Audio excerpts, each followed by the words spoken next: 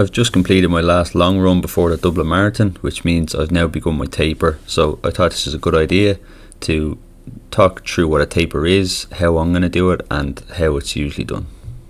So a taper is a period where you begin to reduce your mileage over a few weeks leading up to race day.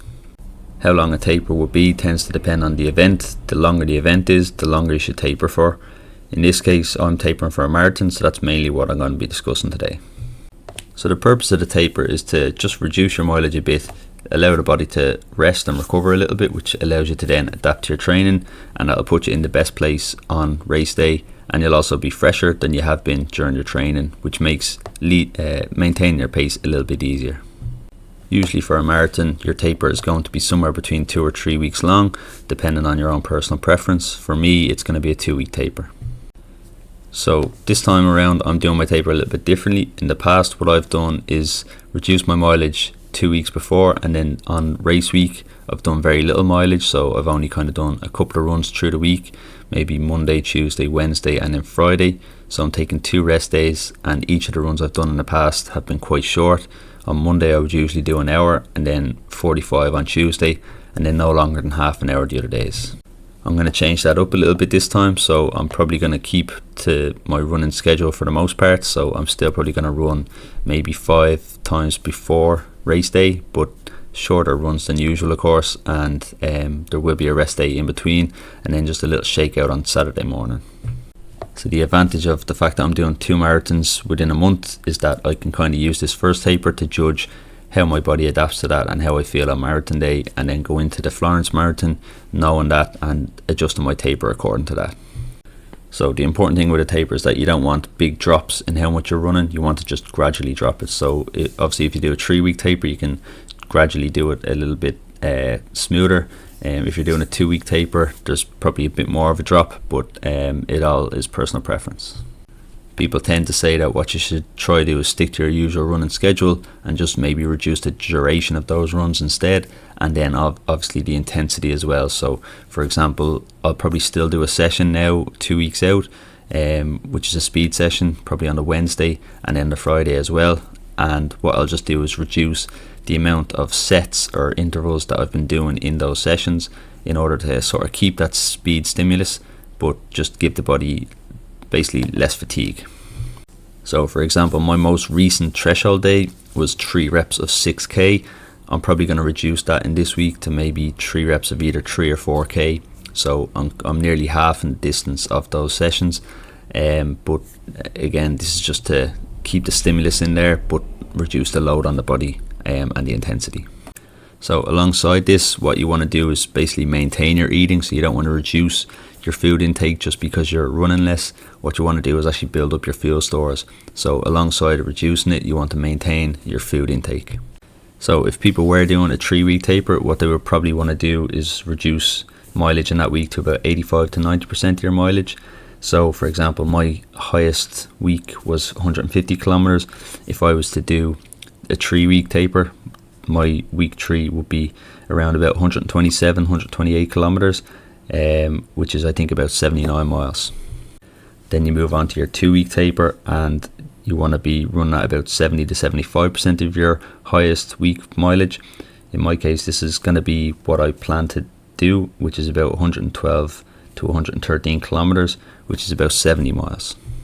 So I have this week planned out at the moment, so I haven't scheduled any actual rest day, but what I usually do is Monday I just do about 6 kilometers doing some hill sprints, and that's my only running session for that day. So it's kind of like a rest day. I'm not building too much fatigue in the body, and then there's a lot of easy running as well as 2 sessions.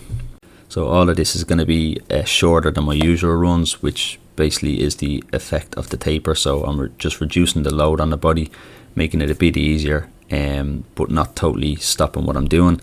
And then in week 2 I'll probably include some rest days.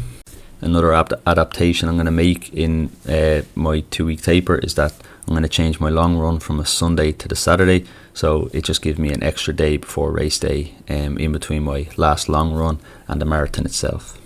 So then moving on to race week, and I'm going to be running about 50 to 60% of my highest week's mileage. So this will be kind of somewhere between 75k for the week.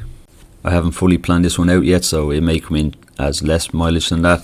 I probably would rather do less than more, as in I'd rather do too little than too much, but I haven't fully planned it out. But the theory is around 50 to 60% of your highest weekly mileage.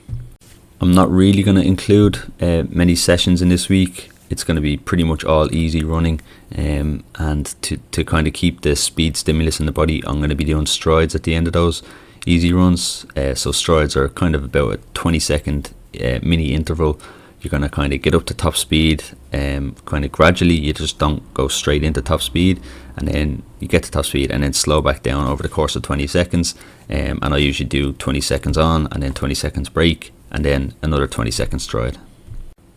I will probably do one session for the week, so it'll probably be intervals of some sort. So it might be, for example, 4 to 6 intervals of a kilometre, somewhere around my marathon pace or a threshold pace probably, and that'll be kind of it for the week, and that'll be pretty much most of the run on the Wednesday, maybe a few recovery kilometres after the intervals, but other than that, won't be doing too much speed work, mainly just the strides.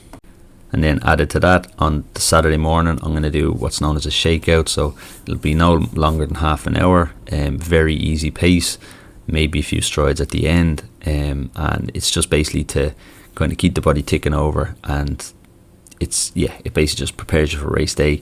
It's pretty common to be done. Some people do it on a Friday. In the past, I've done it on a Friday. Only once have I done it on a Saturday before a half marathon, so never before a full marathon. So again, this is just something I'm adding into the Dublin taper just to see if it works for me, and then I'll consider that for Florence depending on how I feel on marathon day this time. So then the final factor to consider in your taper is your food. So as I said earlier, kind of maintain your normal eating, especially 2 weeks out from the race. When it comes to race week, I'll probably narrow my diet a little bit. I'll mainly be focusing on getting carbs and protein in early in the week. Protein obviously so that you can recover and get the body in the best shape possible, and then carbs just purely for fuel. Then in the days leading up to the race, it'll be pretty much an entire diet of carbs nearly. I tend to kind of focus on pasta and rice. In the past, I've used pasta as my kind of pre-race food on the morning of the race. I may try porridge this time, just something a little different. A lot of people do have porridge on the morning of a race. I've never done it in the past, but again, like I say, Dublin Marathon I'm kind of using as a test run for the Florence Marathon, so I might try something out for breakfast that I haven't done before, just to see if it makes an impact on race day. So my diet might actually be a bit more expanded this time around, but again, in the days before, it's nearly entirely about carbs. So you just want to get as much fuel stored in the body as possible, and not really focusing on getting things like protein and fats in as much as you would be usually. But again, protein early in the week, protein very important. You want to get your body as recovered as possible, so obviously protein is important to that. So probably once I've completed my last session on the Wednesday, I'll have some protein to recover from that, and then probably from Thursday to Friday onwards, it's just carbs. So that is pretty much tapering summed up for the marathon, and obviously my tapering plan covered. So I hope this video is helpful and interesting, and if anyone has questions around it, let me know, and thanks for watching.